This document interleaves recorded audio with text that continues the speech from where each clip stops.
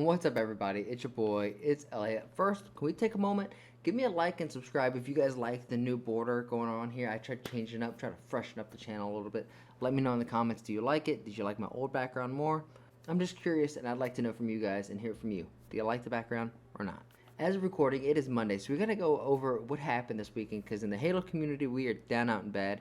In the Call of Duty community, they had some online matches going down, and it was actually pretty spicy. So let's just hop right into it. If you've been on Twitter or any of the social media platforms, you see that the Halo community is down, out, and bad, and everybody agrees that the one thing Halo Infinite is lacking is on just content. The foundation of the game is great, but we were just tired of playing the same maps and the same modes over and over and over again. And yes, we have these weekly events that bring in a game mode like attrition, but then it's just taken right back out at the end of the event, not to be seen of again. And speaking of patches and updates, we did get a mid-season update, but really it was taken not too well by most people. The good thing is the quality of life of Halo is definitely going to go up. They're addressing the desync, they're trying to work on the cheaters, they're working on animations. Overall quality of life within the game is getting a nice little update.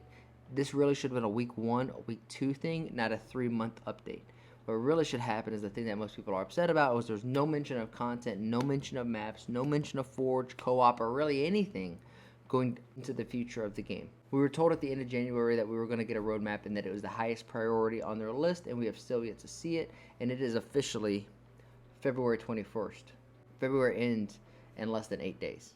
And there's no signs or promises that we're going to get really any updates until Season 2. Ultimately, though, one thing that I think, and I've been seeing a lot of, is that Forge is going to be the ultimate saving grace within Halo Infinite, because it looks not only expansive, but it looks like the most innovative Forge that they have ever tried to implement. And I think this needs to be higher up on their priority list, because they're saying that Forge is going to drop in August and September. If it waits that long, the game started with 250,000 concurrent players. It has dropped down to 14,000 concurrent players. That's almost 90-80% of the initial population is down. I don't know what more of a slap to the face 343 needs to realize, where they need to drop modes and content for us like yesterday. However, Forge, that'll be a community-driven thing. Halo has a great community, so myself and as well as many other forgers, hundreds of other forgers, almost said Thorgers, hundreds of other forgers are going to go in, make great Forge maps, make better Forge maps, multiplayer maps than 343 put out. And when we do, it will be nice to see when 343 will pick out a few of them and bring them into ranked play and just the overall matchmaking. Now, let's go ahead and take a left-hand turn here, and let's talk about Call of Duty real quick. Call of Duty had its open qualifier matches for the major, not next weekend, but the following weekend. And honestly, even though I've been playing a ton of Halo recently, I still enjoy watching Call of Duty. I still enjoy the personalities within it, whether it be like a Beezy, Crim6, they're beefing at each other right now. RCD's in the soda time feed, clapping back. You got OpTic losing their first 2 matches of the season and then coming back 3-0 in nice domination fashion. They are looking like a true powerhouse team that's finally coming together. You don't want to start out red hot. You kind of want to be hot, and then as the season progresses, you want to sharpen that blade and get hotter and hotter and hotter. And it seems like OpTic is on their way to doing that, and I would slate them to win the first major. With, hear me out, the London Ravens being my backup.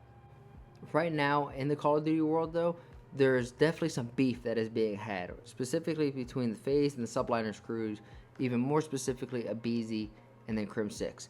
Abeezy tweeted this out: "Let's see if you're top tier in 10 years. Scratch that. Let's see if you still have a job playing God in 10 years. Disrespect the guy that has won multiple teams over the years. Kinda cringe as separate your dynasty falls short, pun intended." Abeezy's over here just throwing out hands, throwing out that smoke. He's asking who wants it. You want it, you're getting it. Because I know Crim and Censor were specifically talking about needing some villains, needed some drama, needed some storylines for the season. And FaZe saw that, the whole FaZe camp saw that and said, bet, we got you. You want villains? We will gladly wear that villain role. But that's kind of everything that happened this past weekend. I'm really hoping as a new content creator that we get some type of content here soon, because it is getting dry. It's getting dry. But with that said, I hope you guys enjoyed this video. If you did, please hit that like button, hit that subscribe button, turn the notification bell on, and I'll see you guys real soon.